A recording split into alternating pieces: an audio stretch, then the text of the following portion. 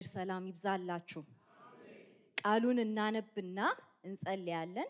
ለቃሉ ክብር መቆም የምንችል እንቆምና የማቴዎስ ወንጌል 2 ክፍል ነው የምናነበው። የመጀመሪያው ክፍል የማቴዎስ ወንጌል ምዕራፍ 1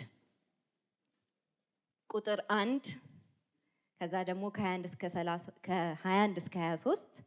ሁለተኛው ክፍል ማርቆስ 1 ነው የሚሆነው። መጀመሪያውን ክፍል አነባለሁ። ማቴዎስ ወንጌል ምዕራፍ 1 ቁጥር 1 የዳዊት ልጅ የአብርሃም ልጅ የኢየሱስ ክርስቶስ ትውልድ። ቁጥር 21 ልጅም ትወልዳለች፣ እርሱ ሕዝቡን ከኃጢአታቸው ያድናቸዋል፣ ስሙን ኢየሱስ ትለዋለህ። በነቢይ ከጌታ ዘንድ እነሆ ድንግል ትጸንሳለች፣ ልጅም ትወልዳለች፣ ስሙንም አማኑኤል ይሉታል የተባለው ይፈጸም ዘንድ ይህ ሁሉ ሆኗል። ትርጓሜውም እግዚአብሔር ከኛ ጋር ማለት ነው። ማርቆስ 1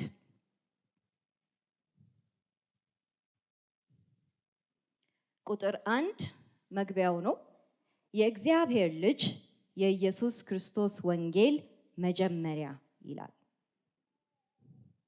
ማርቆስ 1 ቁጥር 10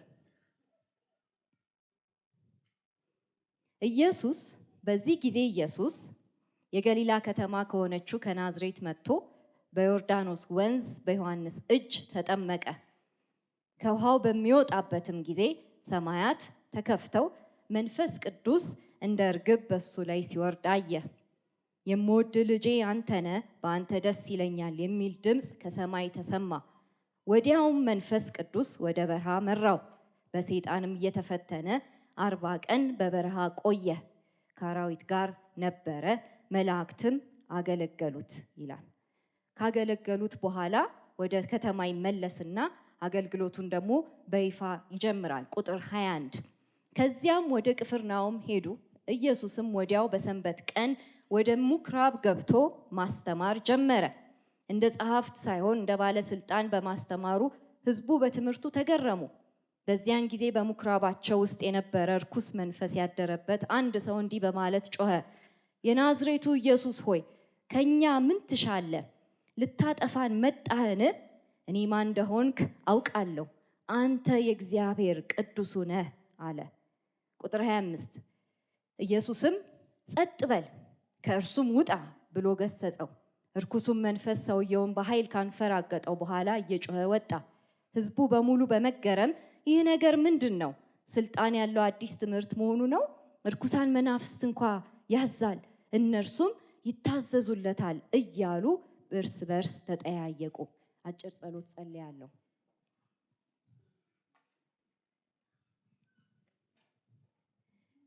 እግዚአብሔር መንፈስ ቅዱስ ሆይ ከጥንት የነበርህ በሰዎች ልብ ላይ የምትንቀሳቀስ እግዚአብሔር መንፈስ ቅዱስ ሆይ እስትንፋስን እፍ የምትል እንደ አዲስ የምትፈጥር ቅርጽ ቢስ የሆነውን ነገር የምታስተካክል ውበት የሌለውን ስፍራ ውበት የምትሰጥ ባዶ የሆነውን ነገር በፍሬያማነት የምትሞላ ጌታ ሆይ ከአፈር አንስተ ሰውን እንደ አዲስ የምትሰራ ዛሬ እንጠራሃለን።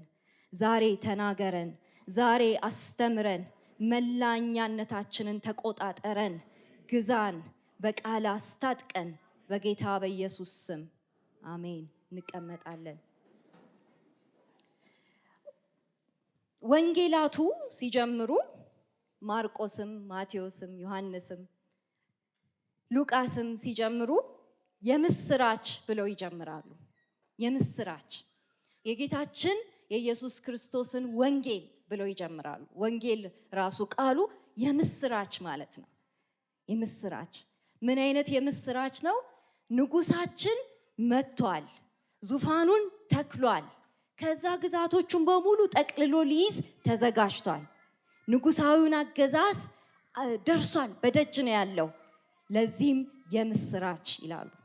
ይሄ የምስራች ለታሰረ ሰው፣ በሰንሰለት ለተያዘ፣ በጭቆና ውስጥ ላለ፣ ሁልጊዜ አባ ድረስልን እያለ ለሚጮህ ትልቅ ዜና ነው። ትልቅ ዜና ነው። ይሄ የምስራች ለአይሁድ በየዘመናቱ የደረሰ እየመሰላቸው የምስራች ይሉ ነበረ።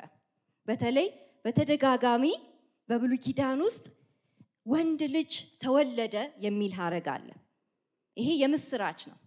ለምንድን ነው ዘፍጥረት 3 ላይ ወንድ ልጅ ጠብቁ፣ የሴቷን ዘር ጠብቁ፣ እርሱ ዙፋኑን ሲተክል ሰዎች ወደ ኤደን ገነት መመለስ ይሆንላቸዋል፣ ሰዎች ወደ እግዚአብሔር መግባት ይሆንላቸዋል። ስለዚህ ወንድ ልጅ ጠብቁ ስለተባለ ወንድ ልጅ በተወለደ ቁጥር እንደው የምስራቹ ዛሬ ይሆን ብለው ጓጉቶ ይጠብቁ ነበር። ለዛ ነው ወንጌላቱ ሲጀምር በተለይ ማቴዎስ ሲጀምርልን የዳዊት ልጅ የአብርሃም ልጅ የኢየሱስ ክርስቶስ የምስራች በውልደቱ ጀመረ ይለናል። ውልደቱም እንደዚህ ነው፣ ልጅ የምትወልድ ሴት አለች ይለናል። ስለዚህ ልጅ ስንጠብቅ የከረምነው ልጅ ነው። እስከ ዛሬ የተወለዱ ልጆች አሉ፣ ይሄኛው ግን ለየት ያለ ልጅ ነው ይለናል። ከዛ በእውነትም ኢየሱስ ተወልዶ አደገና በእርግጥም ለየት ያለ ልጅ ነበረ። አገልግሎቱን ሊጀምር ሲል ኢየሱስ ክርስቶስ በመጥምቁ ዮሐንስ ተጠመቀ። በተጠመቀበት ዕለት መንፈስ ቅዱስ በእርሱ ላይ ወረደና ድምፅ ከሰማይ ተሰማ፣ መንፈስም መጣ፣ ቃልም መጣ። ይህንን ምስል ከድሮ ጀምሮ ያውቁታል። ዘፍጥረት 1 ላይ የእግዚአብሔር መንፈስ በውኆች ላይ ይመጣል። ዘፍጥረት 1 ላይ የእግዚአብሔር ቃል ይመጣል። ሁለቱ ከመጡ የእግዚአብሔር መንፈስም የእግዚአብሔር ቃልም ከመጣ እግዚአብሔር አዲስ ስራ ሊሰራ ተዘጋጅቷል ማለት ነው። ስለዚህ ኢየሱስ ሲጠመቅ አሁንም ሰማይ ሲከፈት መንፈስ ሲወርድና ሲረብ እናየዋለን። በዚህ ጊዜ የሚወርደው በኢየሱስ ላይ ነው። ኢየሱስ ድምፅን ሰማ፣ መንፈስ አረፈበት። ይሄ በሆነ ሰዎች የመጀመሪያውም አዳምም ጭምር የእግዚአብሔር መንፈስ የእግዚአብሔርን ቃል በሰሙ በዛው በማግስቱ ሁልጊዜ የሚመጣ ፈተና አለ። ከዘፍጥረት ጀምሮ ስናየው የነበረው ይሄ ዳግማዊው አዳምም ልዩ አይደለም። የመጀመሪያው አዳም ያለፈበትን መንገድ ሊያልፍ ነው የመጣው። ትክክለኛውን መንገድ ሊያሳየን አዳም ያልቻለውን አብርሃም ያልቻለው። ስለዚህ ኢየሱስ መንፈስ መጣ፣ ቃልን ተቀበለ። በዛው በማግስቱ ማለት ይቻላል ወደ በረሃ መራው ይለናል። በረሃ ላይ እባቡ ፈተነው። አራቱም ወንጌላት ይነግሩናል። ለአዳም ያቀረበለትን ፈተና በሙሉ ለዳግማዊው አዳም አቀረበለት። ለእስራኤል ለያዕቆብ ያቀረበላቸውን ፈተና በሙሉ ለኢየሱስ አቀረበለት። አዳም ወደቀ፣ ያዕቆብ ወደቀ፣ እነ ዳዊት ወደቁ። ይሄ ዳግማዊው አዳም ይለናል። ዳግማዊው ያዕቆብ፣ ዳግማዊው እስራኤል፣ ዳግማዊው ዳዊት ሁሉን በአንድ ላይ ጠቅልሎ የመጣው ይሄ ኢየሱስ እርሱ ሁሉንም አለፈ ይለናል። አለፈና ወደ አገልግሎቱ ገባ። ኢየሱስ ሁሉንም ፈተና ያለፈ ዳግማዊው አዳም ነው። ስንጠብቀው የነበረው ያ ወንድ ልጅ ያ ዘር አሁን ደረሰ ይለናል። ደረሰ፣ ወደ አገልግሎቱ ገባ። ይህን ፈተና ካለፈ በኋላ በግሉ እባቡን ከረገጠ በኋላ አያችሁ፣ በግል በጾም በጸሎት 40 ቀን 40 ሌሊት በበረሃ በሚያስቸግር ሁኔታ ውስጥ እባቡን ረግጦ ካሸነፈ በኋላ አሁን ወደ ፐብሊክ አገልግሎት መጣ። በህዝብ ፊት መቆም ቻለ። አሁን ትልልቆቹን እባቦች መጋፈጫ ጊዜው ነው። ምክንያቱም በጓዳ ትንሾቹን አሸንፏል፣ መቶታል ዋናውን። አሁን በህዝብ ፊት ማገልገል ጀመረ። ልክ ሊያስተምር ሲቆም ቃል ሲመጣ የእግዚአብሔር መንፈስ ሲገኝ ሁሌ እባቡ ብቅ ይል እባቡ አሁንም ብቅ አለ ኢየሱስ ማስተማር ሲጀምር። ከዛ እባቡ ተደብቆ እዛው ምኩራብ ውስጥ አለ ተቀምጧል። ዘመናት ያስቆጠረ እባብ ነው። ይማራል፣ እየመጣ ሁሉ ይማራል። ይሄ ቀን ግን ተገደበ። እውነተኛው የእባብ ገዳይ መጣ። እውነተኛው እባቡን የሚወጋው መጣ። ስለዚህ የተደበቀው ራሱን ገለጠ። ኢየሱስ ያንን እባብ ያለበትን ሰው ጸጥ በል ከርሱ ውጣ አለው። በወንጌላት ውስጥ የኢየሱስን መምጣት መጀመሪያ የሚያውቁት እርኩሳን መናፍስት ናቸው። ለምንድነው? ይሄ መንግስት የዲያብሎስ መንግስት አይደል? ጠላት የተቆጣጠረው እባቡ የተቆጣጠረው ግዛቶች አሉ። ግን ይሄ ግዛት የማን ነው? ሲጀመር የእግዚአብሔር ነው። ይሄንን ግዛት የሚያስመልስ ዘር ከዘፍጥረት 3 ጀምሮ ይመጣል፣ አናትን ይቀጠቅጣል ተብሎ እየጠበቀው ነው እባቡ ራሱ። ስለዚህ ኢየሱስ ሲመጣ ያውቀዋል። እርኩሳን መናፍስት አንተ ቅዱሱ ያለ ጊዜያችን ልታስወጣን ግዛታችንን ልታስለቅቀን መጣ፣ ማን እንደሆንክ እናውቃለን፣ ራቅ ከኛ ሲሉት ጸጥ በሉ ውጡ ይላቸዋል። አንድ ግዛት ያስለቅቃል። ይሄን ሰው ሲያስለቅቅ አንድ ግዛት ተለቀቀ። በዚህ ሰው ውስጥ የእግዚአብሔር መንግስት ግብት ይላል። የእግዚአብሔር ብርሃን ግብት ይላል። የእግዚአብሔር መንፈስ ግብት ይላል። ከዚህ በፊት ሌላ መናፍስት ነበር የከበበው ይህን ሰው። ከዚህ በፊት በውስጡ ሌሎች መናፍስቶች ነበሩ የገዙት። አሁን ያንን ግዛት አስለቅቆ በእግዚአብሔር መንፈስ ይሞላል። ትንሽዬ ኤደንን እዚህ ሰው ውስጥ ይተክላል። ይቀጥላል ኢየሱስ። 1 ይላል 2 እያለ በየስፍራው በሄደበት ስፍራ ሁሉ እርኩሳን መናፍስትን ከግለሰቦች እያስለቀቀ አገልግሎቱን ይቀጥላል። ስለዚህ ይሄ የምስራች ከምን ጋር ይያያዛል? 3 ነጥቦች አሉት። አንደኛ የምስራቹ ንጉሳችን ግዛቱን ያስመልሳል። በእባቡ እጅ ስር የወደቀውን ግዛት በሙሉ ያስመልሳል። ይሄ ንጉስ በሁሉም ላይ ሊነግስ አለ ይላል። የምስራቹን የሚያበስረው ራሱ የምስራቹ ነው። ዜናውን ይዞ ይመጣልን ራሱ ዜናው ነው። የእግዚአብሔር መንግስት በመካከላችሁ ናት የሚለው ሰባኪ ራሱ የእግዚአብሔር መንግስት ነው። ስለዚህ ይሄንን ኢየሱስን ያስተዋውቀናል። 3ኛ ይሄ ንጉስ ዙፋኑን ይዟል። ግን ዙፋኑ ላይ ቢቀመጥም ያልተመለሱ አንዳንድ ኮርነሮች አሉ፣ ያልተመለሱ አንዳንድ ግዛቶች አሉ። ገና ሊነክስባቸው ያለ፣ ገና ሊቆጣጠራቸው ያለ፣ ገና በግዛቱ ውስጥ ያልወደቁ፣ በጨለማው ግዛት ስር ያሉ፣ ብርሃን ሰንጥቆ ሊገባባቸው ያሉ ክፍሎች አሉ። ስለዚህ ኢየሱስ ያንን ስራ ሊያስጀምር ይመጣ፣ ግዛትን የማስመለስን ስራ። ይሄን ደግሞ በብሉይ ኪዳን አውድ ስንጎበኘው ነው በደንብ የምንረዳው።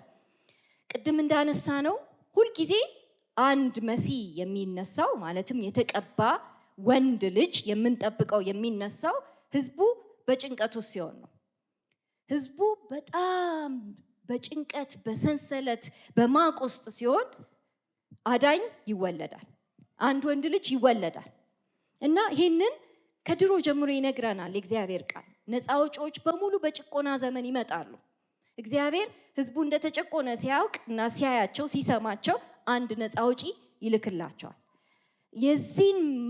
የዚህን ዜና ደግሞ የሚያበስርበት መንገድ ወንድ ልጅ ወለደች እያለ በተደጋጋሚ ሐረግ ያሳየናል።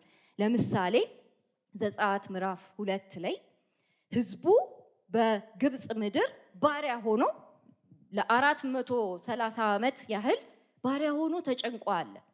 ህዝቡ ይለፋል፣ ህዝቡ በጉልበቱ ይደክማል፣ ላቡን ጠፍ አድርጎ ይደክማል። የሚበላው ግን ማን ነው? የግብፅ ንጉስ ነው። ግብፃውያን ናቸው። ይሄን ሁሉ ዓመት የእግዚአብሔር ልጆች የማን ባሪያዎች ናቸው? የጠላት የእባቡ ባሪያዎች ናቸው። እባቡ እየወፈረ ይሄዳል፣ ህዝቡ እየከሳ ይመጣል። እባቡን ያገለግሉታል በግብፅ ምድር ሆነው። ስለዚህ በዚህ ጊዜ ሲጮሁ እግዚአብሔር አንድ ወንድ ልጅ ይወለድ አለ። ሙሴ ተወለደ። ሙሴ ተደብቆ አደገ። ሙሴ የስሙ ትርጉም ራሱ አውጪ ማለት ነው፣ አዳኝ ማለት ነው። ስለዚህ ሙሴን ወለደች ይለናል። እሰይ እሰይ እሰይ ተወለደልን ብለን ሙሴ ላይ አይናችንን እንጥላለን። በቃ ነፃ አውጪ አገኘን፣ በቃ የሚፈታን የሚያሻግር አገኘን ብለን ሙሴ ላይ እያየነው እንሄዳለን። ሙሴ የተወሰነ ርቀት ህዝቡን ይዟቸው ሄደ። እውነት ነው፣ አሻገራቸው። እውነት ነው፣ ከሚታየው ጠላት አዳናቸው። ጉዳዩ ከሚታየው ጠላት ጋር እንዳልሆነ የምናውቀው እግዚአብሔር ነው ሁልጊዜ ውጊያቸውን የሚዋጋው። ህዝቡ የሚያስፈልገው መንፈሳዊ ተዋጊ ነው እንጂ የአካል ጦር ሰራዊት አይደለም። ስለዚህ ሙሴን ተጠቅሞ ያንን እውነት በትንሹ ፍንጥቅ አደረገላቸው፣ አሳያቸው። ሙሴ ያወጣቸው፣ አሻገራቸው። ሙሴ ከማለፉ በፊት ምድሪቷን እንዲጎበኙ ተደረገ። ሊወርሷት ያለችዋ ምድር ከነዓን በጣም ያማረች፣ በጣም ውብ ገነት የሆነች ማርና ወተት የምታፈስ፣ ግን አንድ ችግር አለ። እዛ ምድር ላይ ጥቃቅን እባቦች አሉ። ግዛቱ የእግዚአብሔር ነው፣ ግን ለጊዜው ማን ናቸው የሚኖሩበት? ትንንሽ እባቦች ይኖሩበታል። ስለዚህ ስራው ምንድነው? ከነዚህ እባቦች ተዋግቶ ነፃ ማውጣት ነው። ይህን ስፍራ ግዛትን ማስመለስ ነው። እና ሄደው ሲጎበኙት 12 ሰዎችን ሲልክ 10ሩ እባቦቹን፣ ግዙፎቹን ዘንዶቹን አዩና ኧረ እኛ በጣም ጉዳችን ነው፣ ኧረ እኚህ ዝርያቸው በጣም የእባቡ ዝርያ ነው፣ አንችለውም፣ ግዙፍ ዘንዶ ነው ያለው እዛ ቦታ፣ እንዴት ነው የምንወርሰው? እውነት ነው ማርና ወተት ያፈሳል፣ ግን ይሄ ግዛት የኛ አይደለም፣ እግዚአብሔር ትወርሳላችሁ አለን፣ ግን የምንወርሰው አይመስለንም ብለው ሙሴ ላይ አጉረመረሙ። 2 ግን ለየት ያለ መንፈስ ያለባቸው ኢያሱና ካሌብ የሚባሉ ሰዎች አሉ። ለየት ያለ መንፈስ አለባቸው ይላል። ይሄ ለየት ያለው መንፈስ መሲያዊ ቅባት ነው። መሲያዊ ቅባት ነፃ የሚያወጣ፣ ግዛትን የሚያስመልስ፣ እባቡን የሚመታ መንፈስ ነው ያረፈባቸው። ስለዚህ 2ቱ ቆሙና ልብሳቸውን ቀደዱ። እንዴ እኛ ጋር ያለው እኮ እዛ ካለው ይበልጣል። እዛ ያለው ዘንዶ ውስጥ ያለው መንፈስ እኛ ጋር ያለው መንፈስ ሊገዳደር አይችልም አሉ፣ ተናገሯቸው። እግዚአብሔር እስካሁን ድረስ መርቶናል፣ ወደዚያች ምድርም መርቶ ያገባናል አሉ። ለኛ ይሰጠናል፣ ይሄ ግዛት የእርሱ ነው። በፊት የነበሩት 10ሩ ኧረ እነሱ ጠቅልለው ነው የሚጎርሱን ሲሉ፣ ኢያሱና ካሌብ ግን ይቆሙና እኛን እንደ እንጀራ ጠቅልለን ምንጎርሳቸው ይሏቸዋል። የምድሪቱን ሰዎች አትፍሯቸው፣ አትፍሯቸው። እውነት ነው ከበስተጀርባቸው የዘንዶ ኃይል አለ፣ ዘንዶን የሚቀጠቅጥ መንፈስ ግን በእኛ ውስጥ አለ አሉና ኢያሱና ካሌብ ህዝቡን መርተው ይዘዋቸው ገቡ። ተመልከቱ፣ ከኢያሱ ጋር ተከትለውት የገቡ ሰዎች በዚያ በከነዓን ውስጥ ያለውን ግዛት በሙሉ ከእርሱ ጋር ሆነው አንድ በአንድ ሰፈር ለሰፈር እየሄዱ ከእባቡ ግዛት ነጥቀው ግዛቶችን ወሰዱ። መኖር ጀመሩ። ተዘልለው ተቀመጡ። አንዳንድ ግዛቶች ላይ አንዳንድ ርዝራሽ እባብ የሚነክስበት ቦታ ሲያገኝ ኢያሱ አሁንም ወንድሞቹን ይጠራል። ኑ ወንድሞቼ፣ የቀረ ከፍታ አለ፣ እባቡ የያዛቸው አንዳንድ ከፍታዎች አሉ፣ አሁንም እንሂድ ይላቸዋል። ይዟቸው ይሄዳል። በተለይ ኢያሱ ምዕራፍ 10 ላይ አንድ ጦርነት ላይ ይሳተፋል። ኢያሱ እንደዚህ ይላል፣ እግዚአብሔር በድንገት ትወራቸዋለህ አለው። እባቡ ላይ ድንገት ትወድቅበታለህ። እባቡ ስቲል የያዛቸው ክፍሎች አሉ፣ ድንገት ትመታቸዋለህ አለው። ይህንን ታዞ ጥቂት ሰራዊትን ይዞ ወጣ። ጉዳዩ ከምድራዊ ሰራዊት መብዛት ጋር አይደለም። ኢያሱ ጋር ያለው ሰራዊት በጣም ትንሽ ነው፣ በጣም ጥቂት። ከበስተጀርባው ከኢያሱ በስተጀርባ ግን ሰይፍ የመዘዘ መልአክ አለ። ሰይፍ የመዘዘ ምዕራፍ 5 ላይ ተዋወቅ ነው። ስለዚህ ምን አለው ኢያሱን?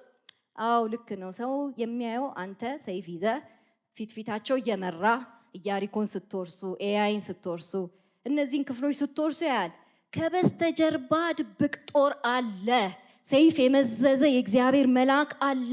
ስለዚህ በጥቂትነታችሁ ብዙ አትፍራ፣ ከኋላ ያለው ጦር ይበልጣል አለውና በእጅጉ ትመታቸዋለህ። ውጣ አለው። በጣም ትልልቅ ነገስታትን፣ በጣም ኃያላን የሆኑ ሰራዊትን ወደቀባቸው ይላል። ወደቀባቸው። ከዛ ይህንን ድል ኢያሱ ለብቻው አይደለም ያጣጥመው። ያላመኑ ወንድሞች ነበሩት አይደል? 10ሩ እነዛ የተጠራጠሩ ጠራቸው። ኑ አላቸው። ኑ እግዚአብሔር የሰጠንን ይሄው የእባቡ ተከታዮችን ተመልከቷቸው አለ። ከዛ እነዛን ሰራዊት 5 ነገስታቱን አሰለፈና አስተኛቸው። በደረታቸው በሆዳቸው አስተኛቸው። አንገታቸውን ወደፊት አደረገና ጭንቅላታቸው ላይ እግሩን ጫነ፣ አንደኛው ላይ። ከዛ ወንድሞቹን ጠራ። ኑ ጫኑ እግራችሁን አለ። እነዚህ የእባቡ ሰራዊት ናቸው። የእባቡ ሰራዊት እኛ ጋር ያለው እባቡን የሚቀጠቅጥ እባቡ ላይ እግራችንን የሚያስጭን ስለሆነ አብራችሁን ጫኑ አላቸው። ጫኑ እግራቸውን ነገስታቱ ላይ። እነዚህ ነገስታት ሰዎች አይደለም፣ ከሰዎቹ ጀርባ የሚሰራውን መንፈስ ነው እግዚአብሔር የሚናገረው። ስለዚህ በእነዚህ ነገስታት ውስጥ ያለውን እባብን እንዲረግጡ ለኢያሱና ለሰራዊቱ መብት ሰጣቸው፣ የልጅነት ስልጣንን ሰጣቸው። ስለዚህ ኢያሱ ከሰዎቹ ጋር ሆኖ ጫነባቸው ይለናል። ኢያሱ መደምደሚያው ጋር ሲደርስ በየስፍራው ያሉ ርዝራዥ የዳጎን የእባቡ የዘንዶ ርዝራዥ ዘሮችን በሙሉ ይዘዋቸው አለቀቋቸው፣ አጠፏቸው ይለናል። አጠፏቸው። ከነዓን ውስጥ ተደብቀው ሊኖሩ የሚፈልጉትን ተሰግስገው ያሉትን እባቦች ሁሉንም ዘራቸውን አጠፋ ይለናል።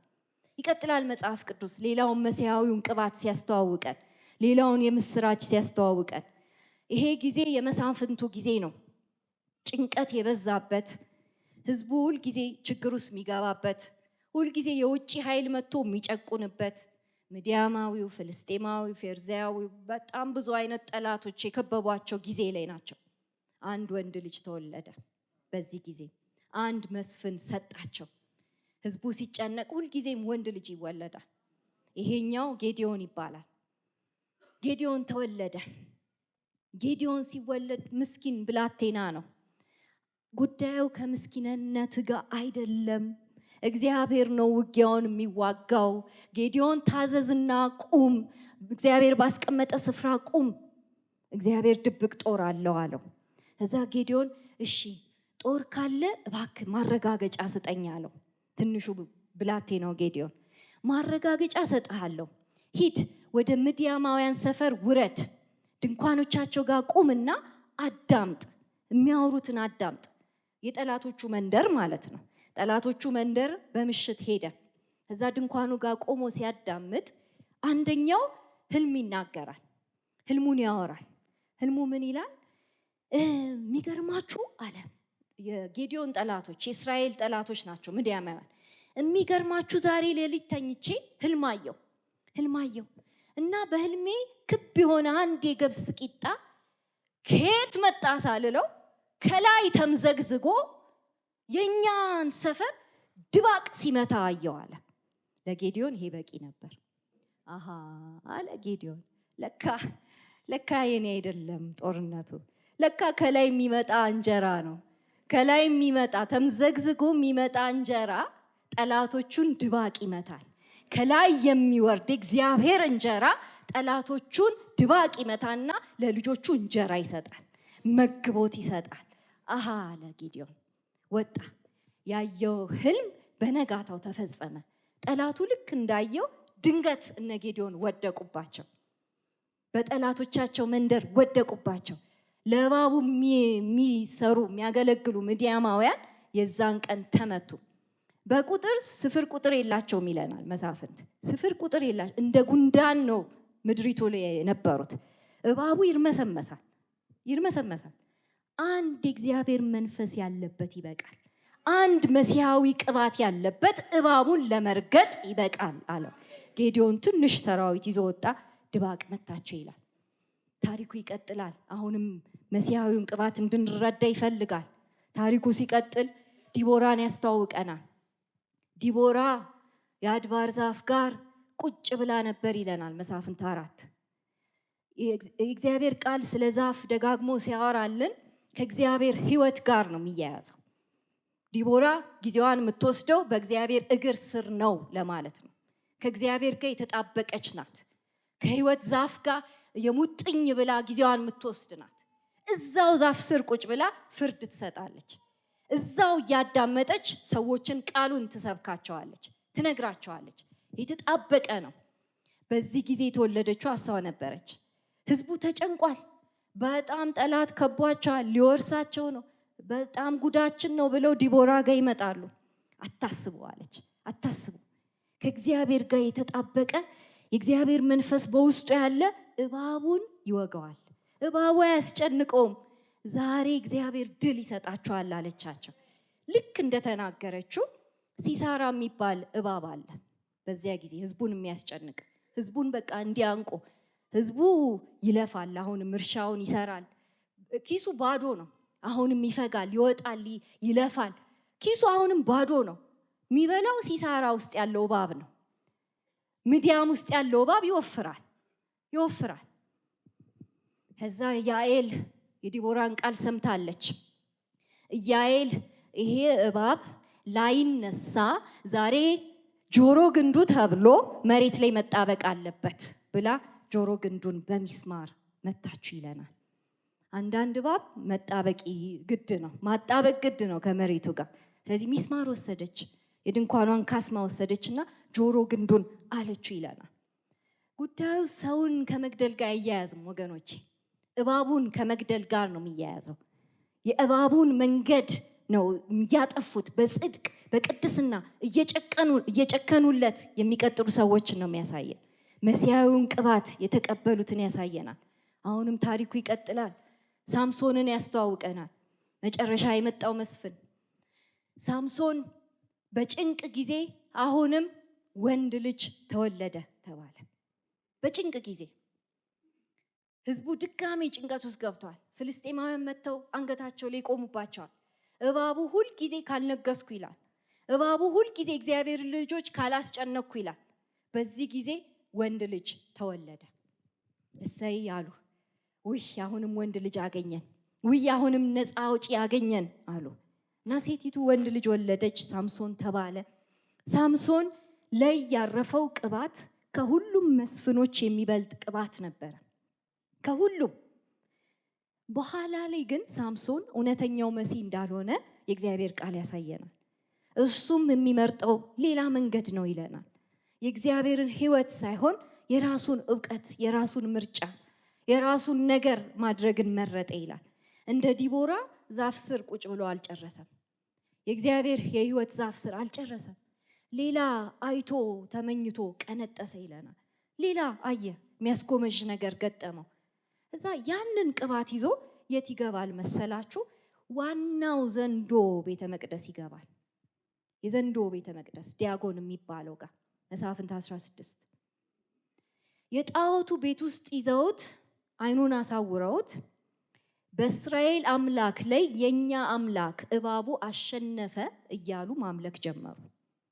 በእስራኤል አምላክ ላይ የኛ አምላክ አሸነፈ ብለው ሳምሶንን እንደማሳያ አመጡት። ሳምሶን ጌታ ሆይ በእኔ ምክንያት ያንተ ስም አይነቀፍ፣ በእኔ ምክንያት እባቡን የሚወጋው የእግዚአብሔር መንፈስ አይወቀስ። ዛሬ የእግዚአብሔር መንፈስ ይንቀሳቀስ። ዛሬ ይሄኛውን ዋሻ እባቦቹ የተጠራቀሙበትን ዋሻ እዚሁ ቅበራቸው ብሎ ጸለየ። እግዚአብሔር እንደዛ ነው ያደረገው። የእግዚአብሔር መንፈስ በኃይል መጣበት ይለናል። እባቡ የሚመለክበትን ስፍራ ሳምሶን እንዲያንቀሳቅሰው አደረገ። ያ ቦታ ተፈረካከሰ፣ ፈረሰ። ዲያጎንን የሚያመልኩ ዲያጎን ራሱ እዚያ ስፍራ ላይ በቃ ፍርክስክሱ ወጣ ብሎ ይጨርሳል። የሚቀጥለው ታሪክ ስለ ነገስታት ነው የሚነግረን። ነገስታት የዚህ መሲያዊ ቅባት ተቀባዮች ነበሩ። በተለይ መጀመሪያ የመጣው ሳኦል የሚባለው ንጉስ ሳሙኤል ሲጸልይለት ይሄ መሲያዊ ቅባት ያገኘሃል፣ እባቡን የሚወጋው ቅባት ያገኘሃል፣ ከዘፍጥረት 3 ጀምሮ የምንጠብቀው ያ የዘሩ ቅባት ያገኘሃል፣ እባቦችን የሚወጋው ቅባት። እንደውም ለምልክት እንዲሆነ ዛሬ ከዚህ ስትወጣ የእግዚአብሔር መንፈስ በኃይል ይወርድብሃል። የእግዚአብሔር መንፈስ በኃይል ከወረደብህ በኋላ ከዚያ በኋላ ቃሉን እየታዘዝክ እግዚአብሔር የሚያሳየን ሁሉ አድርግ። በውስጥ በጓዳ እባቡን ውጋው፣ በውጪም እባቡን ውጋው ብሎ ሳሙኤል ይነግረዋል። ከዛ ጀመረ። ልክ ሳሙኤል እንደተናገረው ምልክቱ ሁሉ ተፈጸመ። በሳኦል ላይ የእግዚአብሔር መንፈስ በኃይል መጣበት። ከነቢያት አንዱ ነው እንዴ እስኪባል ድረስ በነቢያት ውስጥ የሚሰራው የእግዚአብሔር መንፈስ መጣበት ይለናል። ሁልጊዜ መጽሐፍ ቅዱሳችን ሰዎች በኃይል ከእግዚአብሔር ጋር ልክ መጣበቅ ሲጀምሩ፣ በኃይል ከመንፈስ ቅዱስ ጋር መሄድ ሲጀምሩ፣ ቃሉ ልክ ሲመጣላቸው በነጋታው ማን ይመጣል ብለናል? እባቡ ይመጣል። ሁልጊዜ ከእግዚአብሔር ኃይለኛ በረከት፣ ከእግዚአብሔር ኃይለኛ ሀሎት የሚያወጣ የሚፈትን እባብ ሁልጊዜ በነጋታው ይመጣል። በአንድ ካልቻለ በሌላ ይመጣል። በነጋታው 10 ላይ በመንፈስ ቅዱስ ተሞላ። 11 ላይ አንደኛ ሳሙኤል 11 ላይ ናኦስ መጣ ይለናል። ናኦስ የስሙ ትርጉም ነሐሽ እባብ ማለት ነው። እባብ። ከዚያስ እባብ ብቻ የለም፣ ንጉስ እባብ ይለናል። አሞናዊ ንጉስ እባብ። ይሄ አሞናውያን ውስጥ የሚሰራ እባብ መንፈስ አለ። በፍርሃት የሚመታ፣ እውር በማድረግ የሚመታ፣ ሰው እንዳይንቀሳቀስ የሚመታ፣ እዛው ባሉበት ሳይሳካላቸው ባዷቸውን ሆነው እንዲቀጥሉ የሚያደርግ በዚህ መንፈስ የሚመታ ይሄ ንጉስ ነው። በነጋታው ሳኦል ጋር መጣ። ከዛ ድፍረቱ የሳኦልን የሚነግስበትን አንድን ግዛት ካልተቆጣጠርኩ አለ፣ ካልገዛሁት አለ። መጣና እዛ ክፍል ላይ ያሉ ሽማግሌዎችን ምን ይላቸዋል? ከእናንተ ጋር ቃል ኪዳን የማደርገው እያንዳንዳችሁ ቀኝ አይናችሁን አውጥቼ ነው ይላቸዋል። ቀኝ አይናችሁን አውጥቼ አዋርጄ እላያችሁ ላይ እነግሳለሁ ይላል። ይሄ የጥንቱ እባብ ነው። ሳምሶንን እውር ያደረገው ማለት ነው የጥንቱ እባብ። እና ደጋሚ ይመጣል በሳኦል ጊዜ እና ሽማግሌዎቹ ተጨነቁ። በዚህ ጊዜ ሳኦል ገና ንግስናውን በየክፍሉ አላሰፈነም ነበር። ተጨነቁ። አረ ወይኔ ነፃ አውጪ መቼ ነው የሚመጣልን? አረ ምን አይነት ጉድ ውስጥ ነው የገባ ነው? በቃ ዝም ብለን ለዚህ ለእባቡ እንገዛ። ምን እናድርግ? መሲህ ከሌለ፣ መሲያዊ ቅባት ከሌለ፣ መሲያዊ ቅባት መጥቶ እባቡን ካልወጋልን ያለን አማራጭ ለእባቡ መገዛት ነው። እንገዛ እንግዲህ ቃል ኪዳን እናድርግ ብሎ ወሰኑ። ግን አሉ መሀል ላይ የሆነ ሐሳብ መጣላቸው። ነገ ቃል ኪዳን እንጋባለን በለውና እስከ ነገ በዚች ሰዓት ውስጥ አንድ የሆነ የተቀባ ሰው እንፈልግ፣ አንድ የተቀባ እኛን ነፃ ሊያወጣ የሚችል ሰው እንፈልጋሉ። እሺ ተባባሉና ንጉሱን ነገ ቀጠሩት፣ ንጉስ እባብን። ከዛ ነገ እስኪሆን ድረስ ሽማግሌዎቹ መልእክት ወደ ማን ይልካሉ? ወደ ሳኦል፣ ትላንት ወደ ተቀባው ሳኦል። ስለዚህ ኃይለኛ ቅባት ያረፈበት፣ መሲያዊ ቅባት ያረፈበት ሳኦል ምን ስራ ላይ ተጠምዷል? የአባቱ ቤት የእርሻ ስራ ላይ ተጠምዷል። መበዝበዝ ያለበት ክፍል አለ፣ የሀገሪቱ ክፍል ግን ኖርማል ህይወቱን ቀጥሏል ይህ ሰውዬ። ከዛ መልእክተኞቹ መጥተው ድምፃቸውን ከፍ አድርገው አለቀሱ። በዚህ ጊዜ ሳኦል ምንድነው የተከሰተው ብሎ ከእርሻ ተመለሰ። ከዛ ነገሩት። ህዝቡ የሚያለቅሰው ምን ሆኖ ነው ብሎ ሲጠይቃቸው የኢያቢስ ሰዎች ነገሩት። ከዛ ሲነግሩት ይኸውልህ ይገርማል፣ ንጉስ እባብ የሚባል መጥቶ አንዳንድ አይናችሁን ቀኝ አይናችሁን ወስጄ በቃ ለኔ ባሪያ አድርጌ ገዝቻችሁ ለኔ ተገዝታችሁ ትኖራላችሁ፣ እኔን እያገለገላችሁ ትኖራላችሁ፣ ባሪያዎቼ ትሆናላችሁ ብሎን ለዛ ነው የምናለቅሰው። ይሄው በፈቃዳችን ለእባቡ ልንገዛ ነው። መሲያዊ ቅባት ፈልገን የመጣ ነው፣ እባቡን የሚወጋ ቅባት ፈልገን የመጣ ነው አሉት። በኋላ ሳኦል ይህን በሰማ ጊዜ የእግዚአብሔር መንፈስ በኃይል ወረደበት፣ እጅግ ተቆጣ። አይደለም ሳኦል እኛን ያስቆጣል፣ እጅግ ተቆጣ። ጥንድ በሬዎችን ወስዶ ቆራረጠ። ታላቅ ፍርሃት ከእግዚአብሔር ዘንድ በህዝቡ ላይ ወደቀ። ህዝቡም እንደ አንድ ሰው ሆኖ ከሳኦል ጋር ወጣ። በሬዎቹን ቋንጃቸውን ቀነጣጠሰው። እንዴ እኔ እርሻ ላይ ነኝ እንዴ? የእግዚአብሔር ህዝብ እባቡ ሊገዛው፣ እውር ሊያደርገው፣ እንዳይንቀሳቀስ ሊያደርገው፣ እዚህ ሊያስቀረው ፈልጎ እኔ ዛሬ እርሻዬን በሰላም ልቀጥል ነው እንዴ? ወንድሞቼን እዛ ሊያስራቸው፣ ባሪያ ሊያደርጋቸው ብሎ ከዛ የዕለት ተዕለት መተዳደሪያውን የዛን ቀን ቆረጠለት። ወደ መሲያዊ ስራ ገባ። መሲያዊውን ቅባት አነቃቃው። ህዝቡ ሆ ብሎ ከሳኦል ጋር ወደ ጦርነት ወጣ። ከሳኦል ጋር ያሉት አሁንም በጣም ጥቂት ሰራዊት ናቸው፣ በጣም ጥቂት። ግን እግዚአብሔር ከጥቂቱ ጋር፣ የእግዚአብሔር መንፈስ ከጥቂቱ ጋር ብዙሃኑን የናኦስን ሰራዊት ንጉስ እባብ ትንንሾቹን እባቦች አስከትሎ መጣ። አንዱ የእግዚአብሔር መንፈስ ያን ሁሉ እባብ ቀጠቀጠው ይለናል፣ ጠራርጎ አስወጣው ይለናል።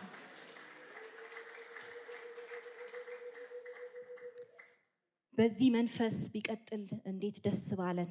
በቃ መሲሁ ሳኦል ነበር የሚሆነው። ሳኦል በቃ መሲህ ሆኖ ይቀጥል ነበር። ግን ሁል ጊዜ ፈተና ይመጣል። ሁል ጊዜ ሁል ጊዜ አዳማዊው ባህሪ በዚህ ፈተና ይወድቃል። ሳኦል ይሄን በተገበረ በማግስቱ ድጋሜ እባቡ መጣ። ድጋሜ በሌላ መንገድ መጣ። ባላሸነፈው መንገድ ሳይሆን ሌላ ሊያሸንፍ በሚችልበት መንገድ ፈተነው። አንተ ሁሉም ማድረግ ትችላለህ፣ በቃ እንዴ እንዳንተ ያለ በቃ ሰዋ፣ ከፈለክ ሰዋ፣ ከፈለክ የፈለከውን አድርግ ብሎ ፈተነው። በስልጣን ፈተነው፣ በስልጣን ሁሉን የማድረግ። ከዛ የእግዚአብሔርን ትእዛዝ ትቶ የእባቡን ድምፅ ሰማ። በእግዚአብሔር ቃል ላይ የወጣውን ሌላውን ቃል ሰማ ሳኦል፣ ሌላውን ቃል ሰማ። የዛኑ ቀን ተወሰደበት። የዛኑ ቀን መንግስትን ሰጥቶት ነበር፣ መንግስቱን ወሰደው። ቅባት ተሰጥቶት ነበር፣ የሆነ ቅባት ትቶት ሄደ። ከኤደን ገነት ወጣ ይለናል። መሲሁ ሳኦል አይደለም ይለናል። ሳኦል አይደለም፣ ሌላ ወንድ ልጅ መጠበቅ አለብን። ሌላ ገና ነው ይለናል። ገና ነው። ሌላ ወንድ ልጅ ስንጠብቅ ቀጣዩ ታሪክ ዳዊት ነው። ዳዊትን ትንሹን ብላቴናውን ያስተዋውቀናል። ዳዊት ከቤተሰቡ ትንሹ ነው ይለናል። ትንሹ በቁመት ቢታይ ቁመት የለውም፣ በደም ግባት ቢታይ ብዙም አይደለም፣ በሰራዊት ወይም ደግሞ ይሄ በወታደራዊ አመራር ቢታይ እንደሱ አይነት ምንም ኤክስፐርቲዝ የለውም። ዳዊት ትንሹ ነው። ግን እግዚአብሔር ምን አለ? ሰው እንደሚያይ አላይም፣ ትንሹን ነው የምጠቀምበት። እግዚአብሔር እንዲከብር በትንሹ እጠቀማለሁ። እግዚአብሔር ከፍ እንዲል ትንሹን ወስጄ መንፈሴን እሞላበታለሁ አለ። ዳዊት ተቀባ ይለናል። አንደኛ ሳሙኤል 16 ተቀባ፣ በኃይል ተቀባ። መንፈስ አረፈበት፣ ኃይልን አስታጠቀው።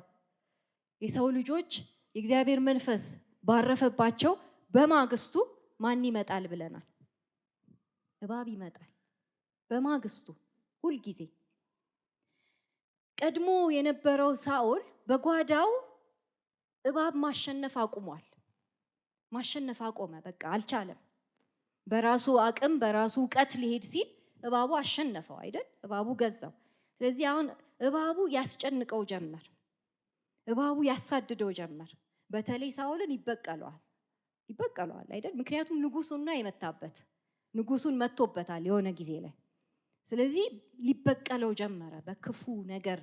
እግዚአብሔር መንፈስ ሸሽቶ ሲሄድ ሌላ መንፈስ ነው የሚመጣው። ሌላ መንፈስ ያሰቃየው ጀመር እና የሚያሰቃየውን መንፈስ ዞር እንዲያደርግለት አሁን የእግዚአብሔር መንፈስ የሚሸከም ብላቴና፣ መሲያዊ ቅባት ያረፈበትን ብላቴና እንዲፈልጉለት አደረገ። በዚህ ጊዜ ዳዊት ነው የተገኘው።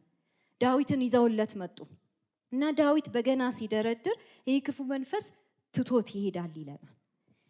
በጓዳ ሳኦል ትንንሾቹን እባቦች ማሸነፍ አቃተው። ዳዊት ግን በጓዳ አይደለም የራሱን የሳኦልንም እባብ እየወጋ እየተለማመደ ነው ይለናል።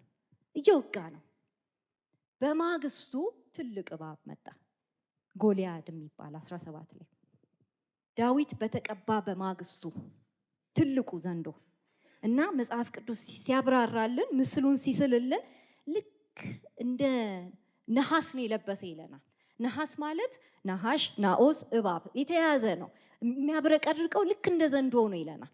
እና ጎልያድ ግዙፍ ነው።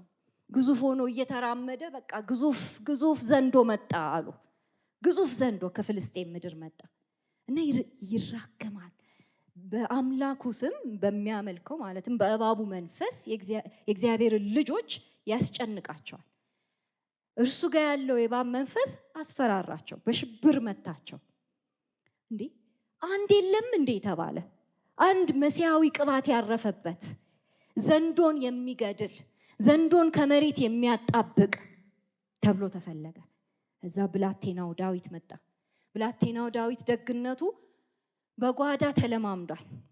አንበሳውን መግደል፣ ዘንዶውን መግደል፣ ድብን መግደል፣ በጎችን ማስመለጥ አይደል? እረኝነትን በመሲያዊ ቅባት ተለማምዷል። እረኝነት ከእባብ በጎችን ማስመለጥ ነው። ስለዚህ በጣም በደና ጊዜ የተለማመደውን ያንን ልምምድ ይዞት መጣ። በህዝብ ፊት መጣ። ከዛ ነገራቸው፣ እኔ ጋር ያለው እኛ ጋራ ያለው የእግዚአብሔር መንፈስ እነርሱ ጋር ካለው ይበልጣል አለ። ይበልጣል። በጌዲዮን ጊዜ ትንሿ ቂጣ ነበረች የሰራችው። በዳዊት ጊዜ ትንሿ ጠጠር ከበስተጀርባ ሌላ ኃይል ስላለ። ሃሌሉያ። ዘንዶ እየተንጎማለለ መጣ። እንዴ እኔ ውሻ ነኝ እንዴ ትንሽ ጠጠር ይዘህ የምትመጣው አለው። አልገባውም። ትንሽ ድንጋይ ነው፣ ትንሽ አለት ተሰንጥቆ ከላይ ተምዘግዝጎ የሚመታው። ዳዊት ወነጨፈው ይለናል። እቺ ትንሿ ሄዳ ግንባሩ ላይ ተሰካች። ከዛ ወደ ኋላ አይደለም የሚወድቀው ይሄ ዘንዶ፣ ወደፊት ነው የሚወድቀው። ለማን እየሰገደ? በዳዊት ውስጥ ላለው መንፈስ ቅዱስ እየሰገደ እባቡን የሚወጋ የእግዚአብሔር መንፈስ። ሃሌሉያ ሃሌሉያ። ትንሹ ዳዊት ዘንዶውን ገደለው።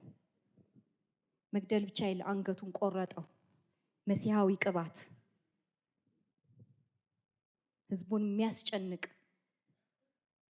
ለአንዴና ለመጨረሻ ጊዜ መወጋት ያለበት። በዳዊት ጊዜ ጎልያድ ተገደለ፣ እሰየው ነው። ከዳዊት በኋላ ያልተገደሉ ርዝራዥ ግዙፎች ነበሩ። አንዳንድ ክፍሉ ላይ ይህን ታሪክ የምናገኘው አንደኛ ሳሙኤል ምዕራፍ 20 እስከ 21 እና ሁለተኛ ሳሙኤል ከ14 እስከ 20 ነው። ዳዊት ጎልያድን ገደለው። የጎልያድ ወንድሞች ይቀሩ ነበር ይለናል ታሪኩ ሲነግረን። አሉ ወንድሞች አሉት። ይሄ እባብ የሆነ ቦታ ላይ ተደብቀው ሸሽተው ተሸፍነው የሚኖሩ አሉ፣ የሆነ ክፍል ይዘው። ከዛ ዳዊት ጫካ ለጫካ ዋሻ ለዋሻ የሚሄድበት፣ በስደት ዘመን የሚሄድበት ክፍል ጊዜ በሙሉ የተጨነቁ ዕዳ ያለባቸው፣ ችግር የገጠማቸው፣ ማህበረሰቡ ያገለላቸው ከማን ጋር ይሄዱ ነበር? ከዳዊት ጋር ተከትለውት ይሄዱ ነበር ይላል። ማህበረሰቡ አግልሏቸዋል። አንደኛ ሳሙኤል ምዕራፍ 20 እስከ 22 ማህበረሰቡ አይቀበላቸውም እነዚህን ሰዎች። ዳዊት በስደቱ ጊዜ አንድ ሊቀበላቸው የሚችለው ይሄ መሲሐዊ ቅባት ያረፈበት ነው። ምስኪኖችን ይቀበላል፣ ዕዳ ያለባቸውን ይቀበላል። የዚህ ቅባት ተካፋይ እንዲሆኑ ይረዳቸዋል፣ ያግዛቸዋል። የት ይዟቸው ይገባል መሰላችሁ? አዱላም ዋሻ ውስጥ ይዞ ይገባል። ቢያንስ 400 የሚያህል ሰው ተከትሎት ይገባል። ቅባቱን፣ እሱ ላይ ያለውን ቅባት እውቅና ይሰጡ ናቸው። ሲታዩ እዚህ ግባ የማይባሉ ናቸው። ሲታዩ ማንም አይቀበላቸው። ምስኪኖች ናቸው፣ ቀጫጫ ዕዳ ያለባቸው። ግን ማንን ተከትለው ገቡ ዋሻ ውስጥ? ዳዊትን፣ መሲሐዊውን ቅባት፣ ይሄ ዘንዶ የሚዘርር ቅባት ተከትለ ነው እንገባለን አሉ። ተከትለው ገቡ። 4 ምዕራፍ ከሱ ጋር ጊዜ ወሰዱ። መዝሙር 57 መዝሙር 142 ይሄን ክፍል ይነግረናል። ዋሻ ውስጥ ሆነው ማንን ከፍ ያደርጋሉ? እግዚአብሔርን ያልቁታል። የእግዚአብሔር መንፈስ ይላሉ። ክፉን የምትወጋ፣ ክፉን ኃይሉን የምታስገዛ፣ ዘንዶን ከእግራችን በታች የምትቀጠቅጥ ኃይለኛው እግዚአብሔር ከፍ በል አንተ ቸር ስለሆንክ እኛ አለን እያሉ እያመለኩ፣ ጌታን እያመለኩ፣ ቃሉን እየበሉ 4 ምዕራፍ ጊዜ ወሰዱ። አንደኛ ሳሙኤል ምዕራፍ 20 ዋሻ ውስጥ ይገባሉ። አንደኛ ሳሙኤል ምዕራፍ 24 ላይ ሲወጡ የዳዊት ኃያላን መባል ጀመሩ። በፊት ምስኪኖች ዕዳ ያለባቸው ነበሩ። ቅባቱን ከተካፈሉ በኋላ ግን የዳዊት ኃያላን ስማቸው ሁሉ ይቀየራል። አንድ ኃይል አረፈባቸው፣ ተካፈሉ። ከዳዊት ጋር ባላቸው ንክኪ ትንሽ ጊዜ ከዳዊት ጋር ወስደው ተመልከቱ። ይሄ የቀድሞ ዳዊት ነው የምለው። ዳግማዊው ዳዊት ጋርማ ጊዜ የሚወስዱ ምስኪኖች፣ ዳግማዊው ዳዊት ጋርማ ጊዜ የሚወስዱ ታናናሾች። ሃሌሉያ! ምን አይነት ዘይት ነው የሚካፈሉት? ምን አይነት ቅባት ነው የሚካፈሉት? ከኢየሱስ ጋር ዋሻ ውስጥ የሚጣበቁ፣ ነፍሳቸው ኢየሱስን የሙጥኝ የሚል ጊዜ ከቃሉ ጋር የሚወስዱ፣ ዛፉ ስር ቁጭ ብለው ከእርሱ የሚጠጡ፣ ከህይወት ውሃ ወንዝ የሚጠጡ። ምን አይነት መካፈል ይሆንላቸው! ምን አይነት ኃያላን ይወጡ! በጓዳ ትንንሽ እባቦችን ገለው በውጪ ደግሞ ትልልቅ ግዙፍ የሚባሉ ዘንዶችን የሚሰይፉ የዳዊት ኃያላን ወጡ ይለናል። ሁለተኛ ሳሙኤል ምዕራፍ 20 ላይ ዳዊት ደከመ፣ አረጀ። ከእርሱ ጋር ተለማምደው የወጡ ኃያላን እርሱ ማርጀቱን አዩና እነሱ ብቻ አይደሉም ያዩት፣ የዳዊት ጠላቶች ሌሎቹ እባቦች የጎልያድ ወንድሞች የቀሩት ዳዊት መድከሙን ሲያዩ ሊበቀሉት መጡ። ዛሬ ዳዊት አርጅቷል፣ ዛሬ ዳዊት ሊገለን አይችልም፣ ሰይፍ ሊመዝ አይችልም፣ እንበቀለው አሉ። እባቦቹ ተመካከሩ፣ ያሴራሉ። ሁሌ በመሲሁ ላይ በተቀባው ላይ ያሴራሉ። ስለዚህ አሲረው ሊመጡ ሲሉ የዳዊት ኃያላን በትንሽ ንክኪ የወጡት ኃያላን የጎልያድን ወንድሞች ሰይፈው ገደሏቸው ይለናል።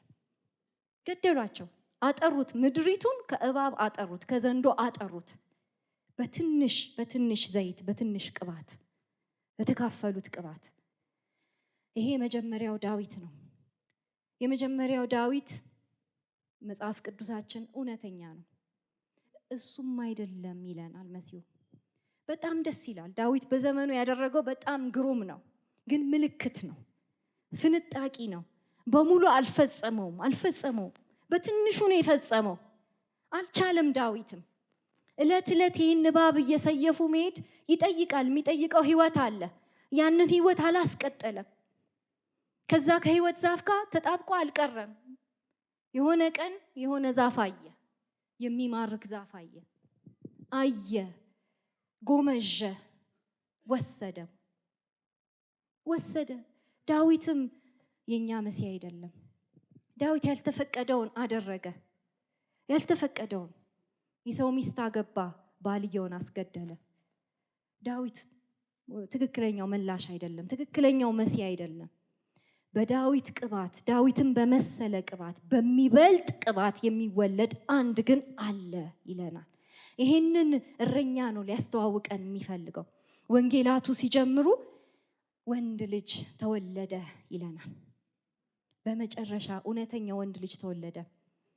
መስፍን የሚሆን፣ ጦር አዛዥ የሚሆን፣ ንጉስ የሚሆን፣ እረኛ የሚሆን፣ መሲሐዊውን ቅባት በኃይል በሱ ላይ ያረፈበት፣ የጠላትን ፈተና በሙሉ ሁሉንም አንድ በአንድ ያሸነፈ፣ በረሃ ሄዶ በረሃ ላይ ያለውን እባብ ወግቶ የተመለሰ አንድ እረኛ መጣ።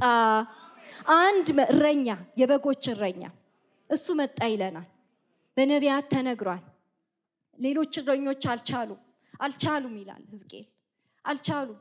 የሚገርማችሁ ከበጎቹ እየተመገቡ በጎቹን መጠበቅ ሲገባቸው፣ ለበጎቹ ዘብ መቆም ሲገባቸው አልቻሉም። እግዚአብሔር እነዚህን እረኞች ከመንገድ አውጥቼ አንድ እረኛ አመጣለሁ አለ። ራሴ ነኝ እረኛ፣ ራሴ በጎቼን እፈልጋቸዋለሁ፣ ራሴ በጎቼ ማሸነፍ ያቃታቸውን ፈተና አሸንፍላቸዋለሁ፣ በጎቼ የገቡበት ጢሻ ገብቼ አወጣቸዋለሁ አለ። ይሄ እረኛ መጣ።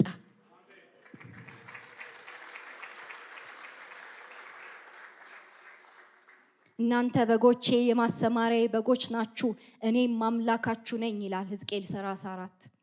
አንድ እረኛ አቆማለሁ። አንድ እረኛ ሁሉን በአንድ ያቀፈ። ሙሴ ነው ከሙሴ የሚበልጥ፣ ኢያሱ ነው ከኢያሱ የሚበልጥ። በዳዊት ተደንቃችኋል፣ ከዳዊት የሚልቅ። ሰለሞን የሰላም አለቃ አላችሁት፣ አይደለም፣ ከሰለሞን የሚልቅ የሰላም አለቃ፣ ገዢ እረኛ። ይሄ እረኛ ህዝቡ ላይ አይጭንም። አንዳንድ እረኞች ህዝቡ ላይ ጫንቃቸው ላይ ይጭናሉ አይደል? ይሄ እረኛ በጫንቃው ነው የሚሸከመው፣ ይሸከማል አለ። የጌዲዮን እንጀራ አስገርሟቸዋል። የጌዲዮን ትንሹ ቂጣ ደንቋቸዋል። ሌላ ቂጣ ሊወርድ ነው፣ ሌላ መና፣ ሌላ እንጀራ እግዚአብሔር ራሱ የሚሰጠው። የእግዚአብሔር እንጀራ ከሰማይ የሚወርድና ለዓለም በሙሉ የሚተርፍ ህይወት የሚሰጥ የተትረፈረፈ ህይወት የሆነ ይሄ መግቦት የማያልቅበት ዘላለማዊ የሆነ አንድ እንጀራ ይወርዳል አለ። በዚህ ጊዜ ነው ወንድ ልጅ ወለደች። የወንዶች ልጆች ሁሉ ማብቂያ።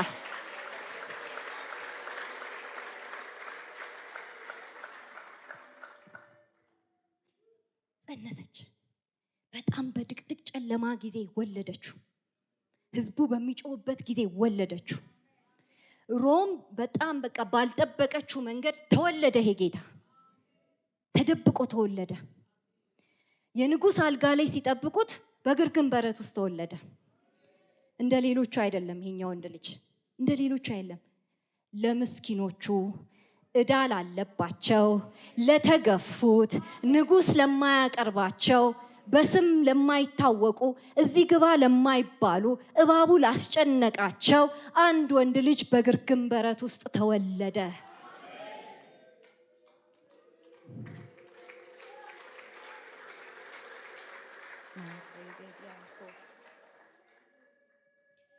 ይሄ ወንድ ልጅ አደገ።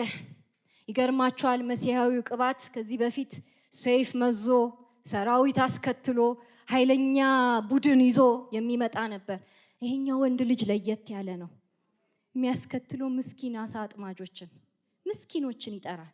ኑ ተከተሉኝ፣ ቅባቱን ተካፈሉ፣ ኑ ተከተሉኝ።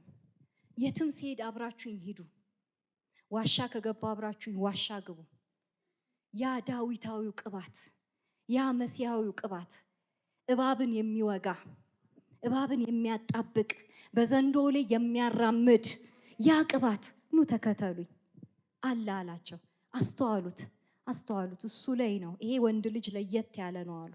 አሳ አጥማጆች አስተዋሉት፣ ተከተሉት። ሰይፍ ይዞ አይደለም የመጣው፣ ቃሉን ይዞ መጣ። የመንፈስ ሰይፍ። ይሄ መሲህ እንደ ሌሎቹ እረኞች አልጫንም፣ አልጨቆነም። ይሄ መሲህ እኔን ተሸከሙኝ አይልም። ይሄ መሲህ ኑ እኔ ልሸከማችሁ፣ ሸክማችሁ የከበደ ሁሉ ኑ ወደኔ፣ ኑ ወደኔ፣ እኔ አራግፍላችኋለሁ፣ እኔ እሸከምላችኋለሁ የሚል መሲህ ነው።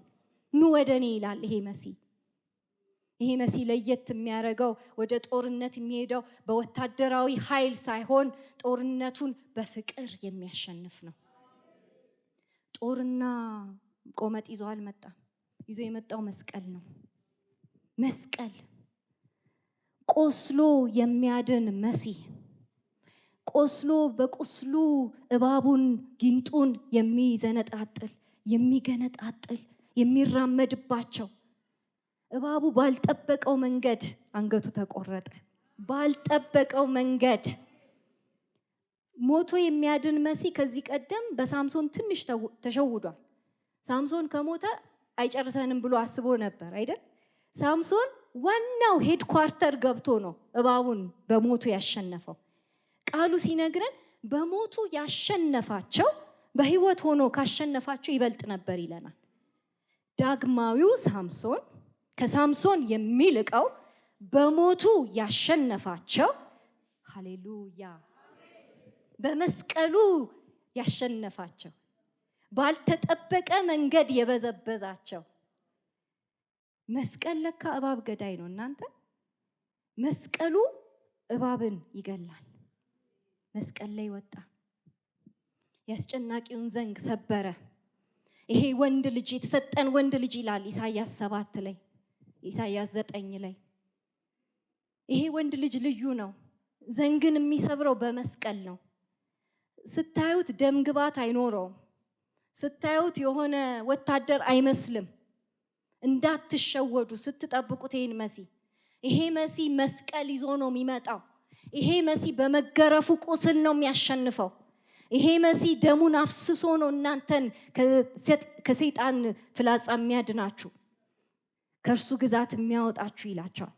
ከዛ በፍርድና በጽድቅ ያጸነዋል። መንግስቱ ለዘላለም ነው። እንደ ዳዊት ሳይሆን፣ እንደ ሳኦል ሳይሆን፣ እንደ ሳምሶን ሳይሆን፣ እንደ ኢያሱ ሳይሆን፣ እንዳለፉቱ ሳይሆን የእርሱ ዘላለማዊ ነው። አለቅነቱ እየበዛ እየበዛ እየጠቀለለ ሁሉን ይገዛል ይላል። ለሰላሙም ፍጻሜ የለውም ይላል። ይሄ ኢየሱስ መስቀል ላይ ወጣ፣ አስጀመረ።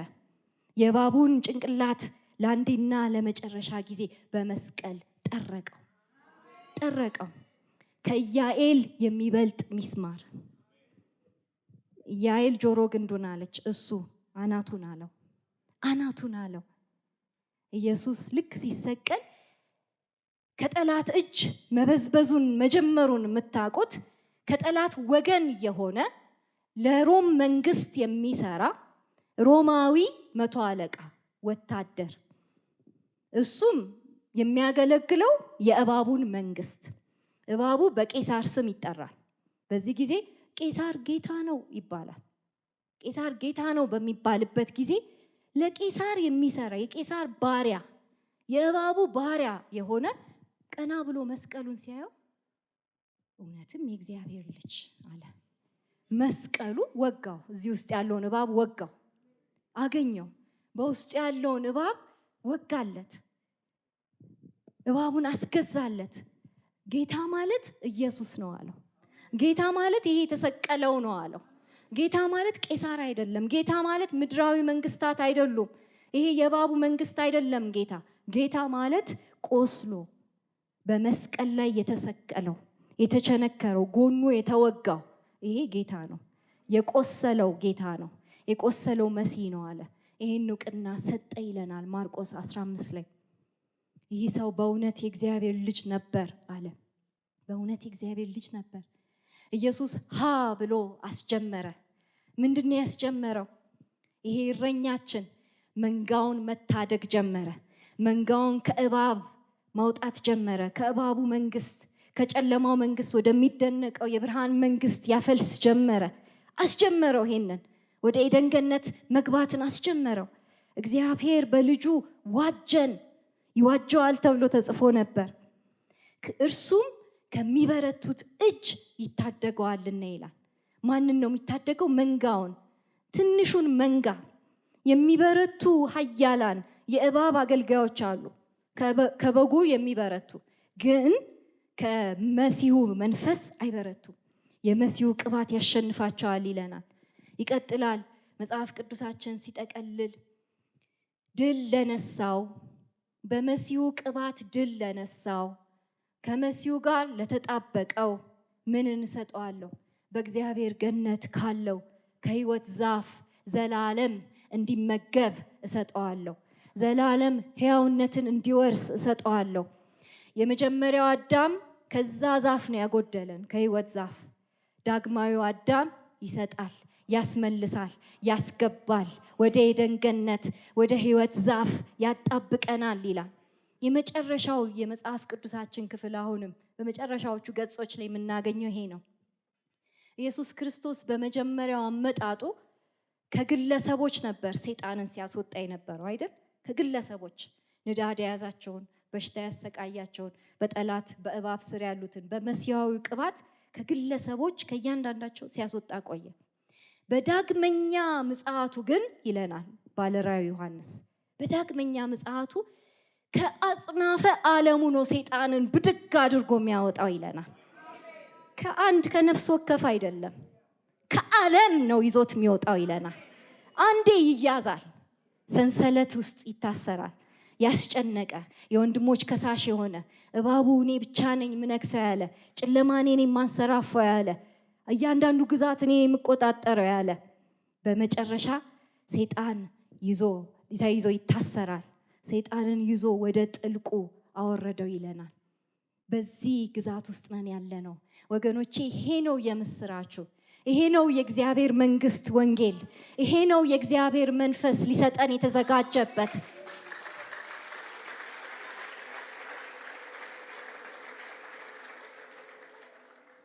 አንተ ታናሽ መንጋ፣ መንግስትን ሊሰጥ የአባት ፈቃድ ነው። መንግስትን አስጀምሯል። መንግስትን ሰጥቷል። ከኢየሱስ ጋር በመነካካታችሁ ብቻ ይሄ መሲያዊ ቅባት የእናንተ ነው። ይሄ መሲያዊ ቅባት ተካፋዮች ናችሁ። ከዳዊት ጋር ጊዜ የወሰዱ አይተናቸዋል። እንዴት ግዙፎችን እንዳሸነፉ አይተናል። እንዴት ስፍራውን ከእባብ እንዳጠሩ አይተናል።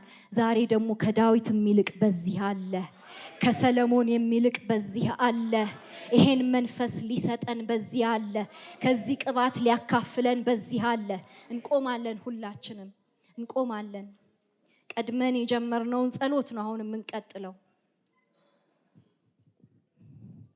ከቃሉ በኋላ የሚሰራ የእግዚአብሔር መንፈስ አለ። ይህንን ቃል ያመጣ የእግዚአብሔር መንፈስ አለ። ዛሬ ሊያስታጥቀን ይህን መንፈስ ሰጥቶናል። ይህንን ቃል ሰጥቶናል። በእባቡ ላይ እንነግሳለን። በእባቡ ላይ እንነክሳለን። አንበሳና እባቡን ትረግጡ ዘንድ ስልጣንን ሰጣችሁ ተብሎ እንደተጻፈ በዚህ የተሰጠን የልጅነት ስልጣን እባቡን እንረግጣለን። በጽድቅ በመሄድ እንረግጣለን። በቅድስና በመቆም እንረግጣለን። ለጌታ በመሆን እንረግጣለን። ይሄንን ደሙን በላያችን ላይ በማወጅ እንረግጣለን። የቆሰለውን መሲህ በላያችን ላይ ጌታ በማድረግ እንረግጣለን። ሃሌሉያ። አንደበታችሁን ክፈቱና ጸልዩ ወገኖቼ። ይሄን ቅባት እንካፈል ዛሬ ወገኖቼ። ዛሬ ራሳችን እንጣበቅ፣ ከህይወት ዛፍ ጋር እንጣበቅ። ይሄንን የህይወት ዛፍ እንመገብ። ዛሬ ራሱ ያግኘን፣ ራሱ እጅ ይጫንብን። ከዳዊት የሚበልጠው ኢየሱስ ይጫንብን። ማንም አያስፈልገንም፣ መካከለኛ አያስፈልገንም። ሙሴ አያስፈልግም፣ በዚህ ጊዜ ሳሙኤል አያስፈልግም። የጌታ መንፈስ አለ እጁን ሊጭንብን አለ። ወገኖቼ እንቀበል ይሄን መንፈስ፣ እንቀበል ይሄን ዘይት፣ እንቀበል ይሄን ቅባት። አስቡ ወገኖቼ፣ በቤት የተደበቀ እባብ አለ። አስቡ። መጻኤው ጌታ ድባቅ የሚመታው ነው ወገኖች፣ አትፍሩ። ድባቅ ይመታዋል። እባቡን የሚገነጥል የእግዚአብሔር ኃይል አለ። እባቡን የሚወጋ የእግዚአብሔር ኃይል ለኛ ለትንንሾቹ ተሰጥቶናል። ተቀበሉ ወገኖቼ፣ ተቀበሉ። ልሳኖቻችሁን አነቃቁ፣ ተቀበሉት። የእግዚአብሔርን መንፈስ ስራብን በሉት። በቤት የተሰገሰገውን እባብ ውጋው። ሳላቀው ትዳሬ ውስጥ የገባውን ውጋው። ሳላቀው ህይወቴ ውስጥ የገባውን ውጋው። ባለመታዘዝ የገባውን በመታዘዝ ውጋው። ያለ ቅድስና የገባውን በቅድስና ውጋው። ያለ ጽድቅ በሄድኩበት መንገድ የገባውን አባ እርዳኝና ዛሬ ውጋው። ልንገስበት፣ በእባቡ ላይ ልንገስበት። እባቡን የሚረግጥ ያንተ መንፈስ ያግኘኝ። ዛሬ ሳልቀበል አልውጣ። ዛሬ ይሄን መንፈስ ንክኪ ሳላገኝ አልውጣ። መሲያው ቅባት ያግኘኝ። ከኢየሱስ ጋር ባለኝ ንክኪ ያግኘኝን በለው። እንጸልይ ወገኖቼ። ሃሌሉያ።